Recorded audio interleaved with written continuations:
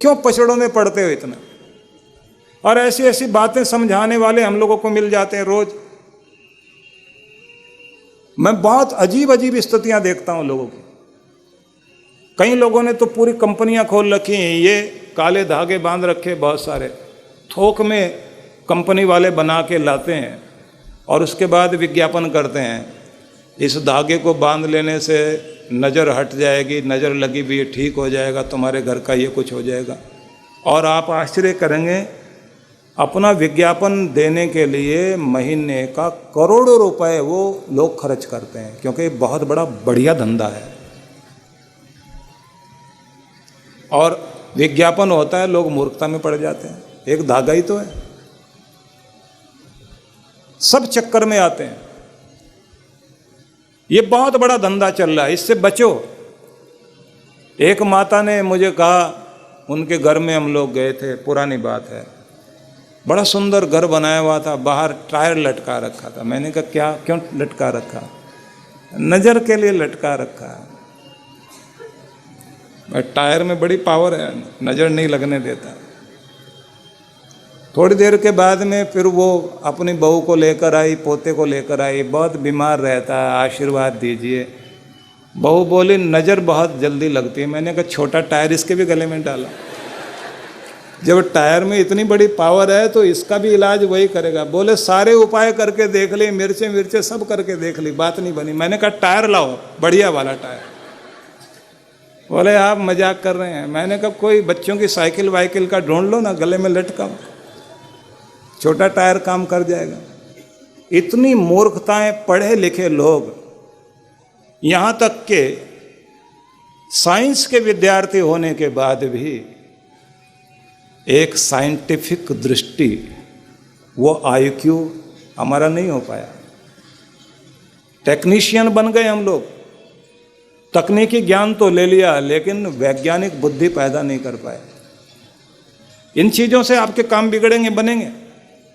लोग आपके घर तुड़वा रहे हैं, ये दीवार तुड़वा लो तो उसके बाद ठीक हो जाएगा।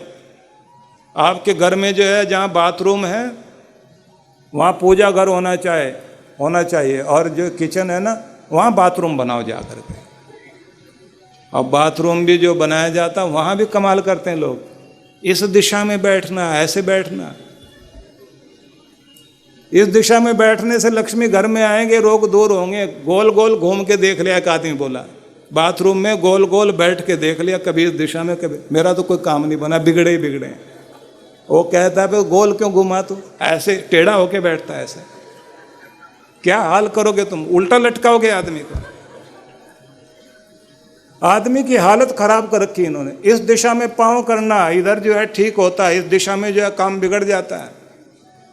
अच्छा भला कमरा बना रखा, उसमें मैंने देखा है कि दीवार की तरफ पाँव करके पलंग ऐसा बिछा रखा, उसमें जो है जिधर से घुसते हैं उधर सिर है, दीवार की तरफ पाँव, और जिधर पाँव थे होने चाहिए थे उधर अच्छे दृश्य हैं, खिड़की खोलें तो बहुत अच्छा दिखाई देता। बोले इधर नहीं होना चाहिए। शीशा उसके ऊपर रात में कपड़ा लपेट रहे हैं। मैंने कहा क्या हो गया? बोले नहीं ये दिखाई नहीं देना चाहिए, इसमें गड़बड़ हो जाती। मैंने कहा शीशा तो देखना ही नहीं चाहिए, बहुत गड़बड़ काम करता है। ऐसी ऐसी मूर्खताएं, क्यों चक्कर में पड़ रहे हो भाई? मैं एक बात पूछना चाहता हूं, आज तक जिस मकान में आप रह रहे थे, खूब फल फूल रहे थे, आज ही मनुष्य हुआ है वो मकान, उससे पहले क्यों नहीं था? और ये मकान तोड़ लेने से कहीं से, ये साउथ वाला स्थान है, थोड़ा ऊंचा होना चाहिए, नॉर्थ वाला थोड़ा नीचा होना चाहिए, इधर पानी होना चाहिए। गड्ढा खुदवा रहा है आदमी, भले उसमें गिर जाए कोई आदमी। बहुत चक्करों में हम लोग पड़े हुए हैं, और ऐसे ऐसे लोग बैठे हुए हैं, ऐसा माथा लीप के, ऐसे गले में मोटी मोटी मालाएं पहनकर बैठे हुए हैं, तुम्हारे भाग्य में ये है और तुम्हारा ये होने वाला है। आदमी सोचता है जरूर ऐसा ही होगा। और कुछ का तो कमाल ये होता है, उनके पास में एक टेक्निक होती है, 20 सवाल होते हैं, वो पहले से नोट करके रख ले आदमी, उसके बाद में बहुत अच्छा बन जाता है। फिर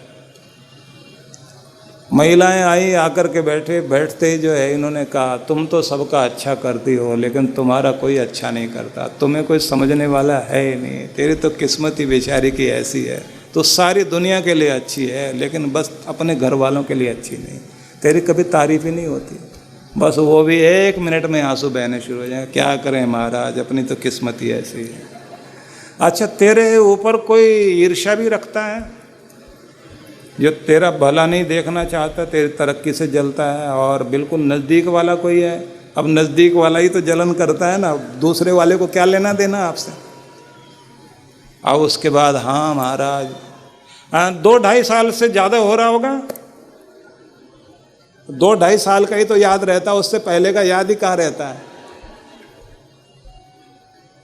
ऐसे 15-20 चीज़ें हैं, और वह ऐसी टोपियां हर एक के सिर पे फिट बैठती हैं, और जब उनको ट्रेंड किया जाता है, इसी से शुरू करते हैं पहले कि ऐसे ऐसे बोलना, और आदमी भी ऐसे कमाल का होता है।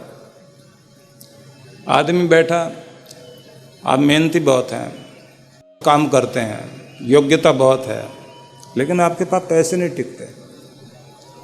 अब किसके पास पैसा टिका, किसी की तिजोरी में टिकने वाला नहीं है। ये तो है ही करेंसी, ये तो करंट है, ये तो प्रवाह है, ये तो बहेगा ही बहेगा।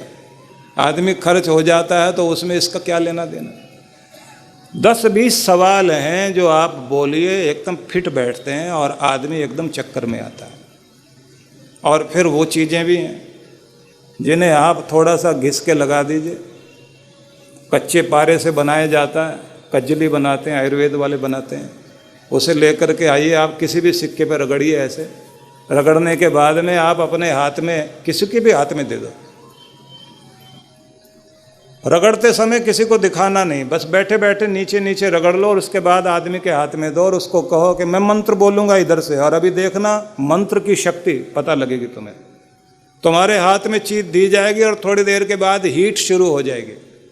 आदमी सिक्का लिए बैठा है और थोड़ी देर के बाद वो गर्म होना शुरू होता है। इधर ये मंत्र बोला है, ऐसे भाव विभोर होकर के कि बस जरूर मंत्र से कुछ हो रहा है। वो आदमी कहता है साहब खोल दूँ क्या? नहीं, खोलना नहीं बच्चा, खोल लिया तो हाथ जल जाएगा। इधर ये मंत्र बोलता जा रहा है, महाराज आपके मंत्र में तो बहुत ताकत है, थोड़ा गरम गरम लग रहा है, गरम गरम लग रहा है। बोले ऐसे ही रखो, मंत्र में थोड़ा हल्का करता हूँ। अब ये इधर से कुछ बोल रहा है, उसके हाथ में गर्मी आ रही है। जा बच्चा, तेरा कल्याण, तेरे हाथ में बबूत आएगी अभी। जैसे वो खोलता सिक्का और उसके हाथ में बबूत, ये कुछ भी नहीं, केमिकल रिएक्शन है। आप भी जो है सिक्के पर रगड़कर किसी को पकड़ा देना और इधर से कैंपा कोला बोलते जाना, Campa Cola, Campa Cola, Campa Cola, और थोड़ी देर के बाद देख लेना बिल्कुल बबूत आएगी हाथ में। ऐसी ऐसी मूर्खताएं। मैं शुरू में जब हम लोग विद्यार्थी थे, हम लोगों को बुलाया जाता था प्रवचन के लिए, उपनिषदों पर बोलने के लिए, ऋषिकेश हरिद्वार में। एक बाबा जी के पास गए, वो जादूगरी सीख रहे थे बैठे हुए। मैंने कहा किस लिए? बोले इस ज्ञान से आप वाले से कुछ नहीं होना, थोड़ा सा कुछ जो है ताबीज निकाले जाएं, कुछ थोड़ी इस तरह की चीज़ें दी जाएं, 1 मिनट में लाइन लग जाएगी। दुख दूर करने वाले लोग पैसे भी दे के जाएंगे, सिर आंखों पर बैठाएंगे, और महाराज दुकान बहुत बढ़िया चलती। और मैंने कहा अब इतनी सच्ची बात बता रहे? बोले अभी थोड़ी सच्ची बात थोड़ी देर के बाद बताएंगे। उन्होंने कहा हम लोग जो करते हैं वो चीज़ें सीखो। एक जगह दिखाया उन्होंने, नारियल के ढेर पड़े हुए और बैठा दिया हमको भी। और थोड़ी देर में 2 आदमी आए, कलकत्ते के सेठ जी थे। आते ही बोले महाराज कारोबार में बहुत हानि हो रही है। विषय चल पड़ा, इसलिए मैं जो है ये 10वें पे अटक गया हूँ। आपको जो बात सुना रहा हूँ सुन लेना बहुत ज़रूरी है, क्योंकि आज के युग में नहीं सुनोगे तो बहुत धोखे खाओगे भाई। किसी न किसी को तो जो है बोलना पड़ता है। और मुझे ज़रा ज़्यादा कहने की आदत है, मैं कह देता हूँ। जब कहता हूँ तो कुछ लोगों की दुकानों पर ज़रूर असर पड़ जाता है, क्योंकि यहाँ बैठकर भी अगर सच नहीं कहेंगे तो सच कहाँ कहा जाएगा। सेठ आए हुए, दोनों का काम धंधा बहुत बड़ा था। उन्होंने कहा महाराज कारोबार भी ठीक नहीं, कुछ एक्सीडेंट हो गया था, कोई घटना ऐसी घट गई थी, आप ज़रा बताइए क्या कुछ है। बोले देखिए हमारे बताने की कोई ज़रूरत नहीं है, आप सामने से जो है कोई एक नारियल उठाकर लेकर आइए। आप कैसे जीवन जी रहे हैं, क्या आपके ऊपर है, सब 1 सेकंड में पता लग जाएगा।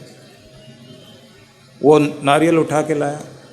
बोले ये मौली पड़ी है, मौली लीजिए, इसको बांधिए। मौली बंधवाने के बाद बोले इसको लेकर घर जाओ और सिराने रख करके सो जाना रात में, और कल आकर यहीं नारियल को तोड़ देना।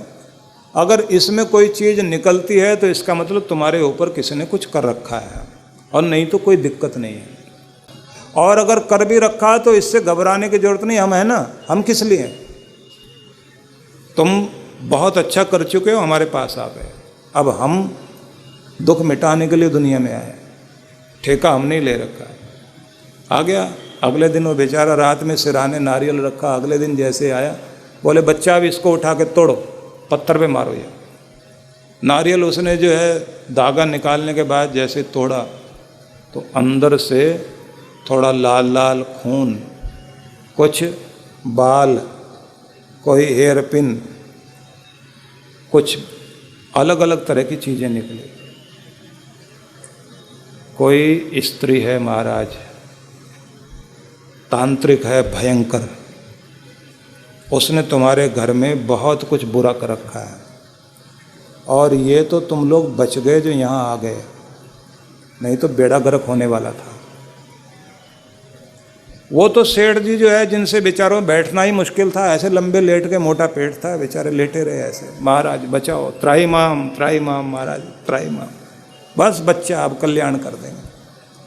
उसके बाद उन्होंने अंदर कमरे में जाके जो साँठ गांठ की होगी वो मुझे नहीं पता, लेकिन थोड़ी देर के बाद आए, जब फ्री हो गए बोले बस एक दो ही लोग आ जाएं उतने से काम चल जाता है। मैंने कहा पर महाराज ये नारियल वाला चक्कर क्या है, ये समझ में नहीं आया हमको। बोले बहुत आसान है ये तो। मैंने कहा क्या करते हैं? बोले चलो पीछे। पीछे गए तो वहाँ वो नारियल वाले बैठे थे जो नौकर लगा रखे थे ना, जिनका काम ही यही था। वो क्या करते थे, नारियल की थोड़ी सी जटा ऊपर से, जहाँ वो 3 उसकी आंखें बनी हुई होती ना, वहाँ से थोड़ी जटाएं हटा लेते थे ब्लेड से खुरच कर, और उसके बाद में छेद वाली जगह में जो आँख है उसमें पेंचकस से छेद करते थे। छेद करने के बाद फिर उसमें कोई लाल चीज़ डालते थे, फिर बाल डालते थे, फिर कोई पिन डालते थे, किसी में कोई चीज़ डाल दी। उसके बाद में फिर मोम लाकर मोमबत्ती से मोम उसके ऊपर टपका के उसे बंद कर देते थे। बंद करने के बाद फिर गोंद लाकर कुछ वो जो बाल जटाएं बाहर निकली हुई होती थी उसे फिर से चपका देते थे। नारियल पूरा का पूरा सही हो गया। अब किसी को क्या पता इसमें क्या कर रखा क्या नहीं। ऐसा करने के बाद फिर उसको सेठ को कहते थे अब तो लपेट इसके ऊपर धागा। उसे क्या पता इसमें इन्होंने खुद ही डाल रखा सब। ये है तमाशा। हंडिया आपके सामने घूमने लग जाएगी अंधेरे में बैठे हुए, आप हैरान हो जाओगे कितनी कितनी चीजें हैं। इन चक्करों में पड़ गया आदमी, जिंदगी तबाह। मत पड़ना चक्करों में। घर में आएंगे लोग, उन्होंने दूसरा तरीका बताया। बोले जो चेले करते हैं उनको अलग हमने ट्रेनिंग दी। मैंने कहा वो क्या करते हो आप लोग? तो उन्होंने कहा पुराना तरीका तो था कटहल का रस जो है चाकू पर लगाकर सुखा लेते थे। नए तरीके में उन्होंने कुछ केमिकल बताया कि ये केमिकल लगा देते हैं चाकू के ऊपर। फिर घर में जाते हैं किसी के भी और जाकर के उसको कहते हैं कि देखो अगर तुम्हारे घर में किसी ने कुछ कर रखा होगा तो अभी पता लग जाएगा। उनसे कहते हैं कि नींबू लेकर के आओ। नींबू जो है वो नज़र भी बढ़िया उतारता है और घर का एकदम वातावरण ठीक कर देता है। लेके आओ। नींबू उनके सामने बैठ के काटते हैं और उसमें से खून नीचे एकदम गिरने लग जाता है। घर में से नींबू मंगाते हैं। अब वो है क्या, वो एक केमिकल लगा दें या कटहल का रस लगा के सुखा लीजिए 2, 4, 5 दिन। उसको आप लगाएंगे तो चाकू पर लगा हुआ वो दिखाई नहीं देता।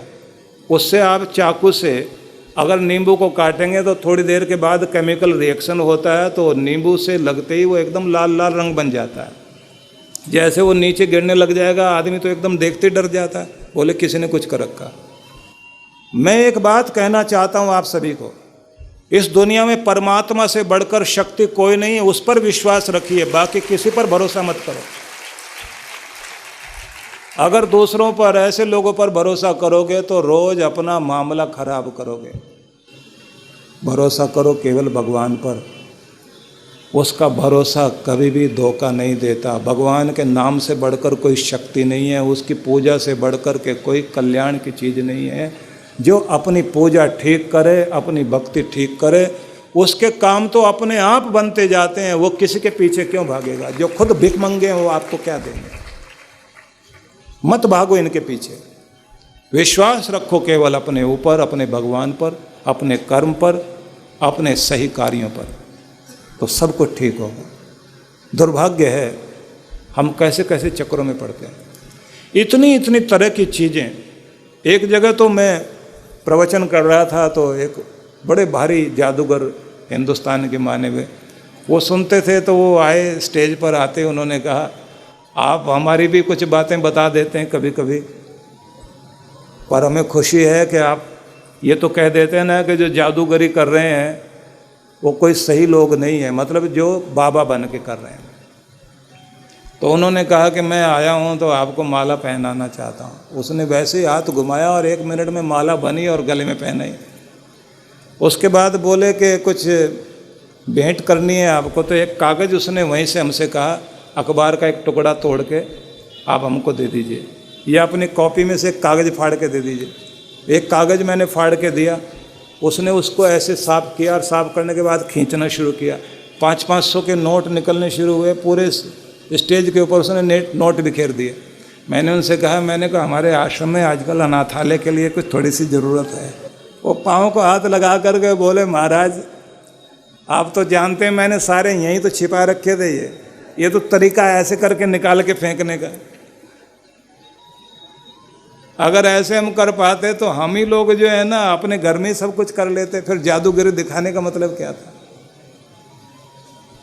मैंने उसके सिर पे हाथ रख के आशीर्वाद दिया कि कम से कम तुम ईमानदार तो हो और सही कहते हो भाई, आपको ऐसा को दिखा के ये पेट भर रहा हूँ। उनके लिए देते हुए मन को खुशी होती है, लेकिन जो ठग रहे हैं उनको देख करके हमेशा दुखी होता है। लेकिन आंखें खोलिए, होश में रहिए और भगवान के नाम पर भरोसा कीजिए। परमात्मा का नाम ही कल्याणकारी है और कुछ भी कल्याणकारी नहीं है। ज़्यादा चक्रों में मत पड़ो। लेकिन मैं भक्ति वाला इंसान हूँ, कभी कभी ये लहर आ जाती है, मुंह से निकल जाता है, फिर आपको वहीं लेकर चलना चाहता हूँ। जब कोई एक सच्चा विश्वास वाला व्यक्ति परमेश्वर पर भरोसा करता है तो उसे स्वयं पर भरोसा आता है, अपने कर्म पर भरोसा आता है। उसे भरोसा इस बात पर भी आता है कि जब मेरे ऊपर दया है तो मेरे काम जरूर बनेंगे। कोई ना कोई गलती हो गई होगी जो अब तक काम बिगड़ा है, लेकिन अब हर तरह से काम भी सुधरेंगे, कृपा होगी, बुद्धि सुबुद्धि होगी। तो जब कार्यों में लगता है तो वो विश्वास उसका फलीभूत होने लग जाता है, क्योंकि आत्मविश्वास बहुत बड़ी चीज़ है। भरोसा खुद पर रखना, कर्म पर भरोसा रखना, ये भरोसा ही कल्याणकारी होता है। तो मेरी बहुत बहुत शुभकामनाएं आप सभी के लिए।